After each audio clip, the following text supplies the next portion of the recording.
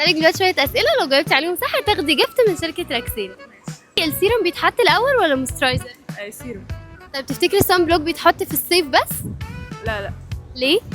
عشان لازم نحمي بشرتنا السنة كلها يعني. اوكي، ايه أكتر حاجة بتقلل الهالات والانتفاخات تحت العين؟ الاندر اي كريم. اوكي، ممكن دلوقتي تختاري جفت من شركة راكسينا. كسبتي معانا وايتنج كريم للسنسيتيف اريا والسكين. الصن بلوك بيتحط في الصيف ولا في الشتاء؟ حط في الاثنين. تحط الأول السيرم ولا المويسترايزر؟ سيرم. كسبتي معانا ديودرنت من شركة راكسينا كوزماتكس.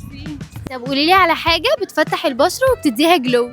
سيرم. ممكن تقولي لي على ايه اكتر حاجة بتحافظ على البشرة من أشعة الشمس؟ سان سكرين. كسبتي معانا ديودرنت من شركة راكسينا كوزماتكس. ممكن تقولي ليه الولاد رغم ان هم بيستعملوا صابونة بس بشرتهم احسن بكتير من البنات اللي بتستعمل سكين كير على طول؟ على حسب النية. شكرا. ممكن دلوقتي تكسبي معانا جبت من شركة راكسينا ده في من نوش من شركة راكسينا كوزماتكس.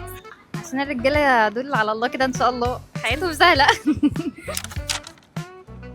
ده كلينسر للبشرة الجافة الحساسة.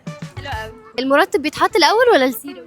لا السيروم. تفتكري شرب الماء بيأثر على نضارة البشرة؟ اكيد، وعلى الشعر وعلى الضوافر وعلى كل حاجه. ده ديودرنت من شركة راكسينا كوزماتكس. ميرسي. العفو.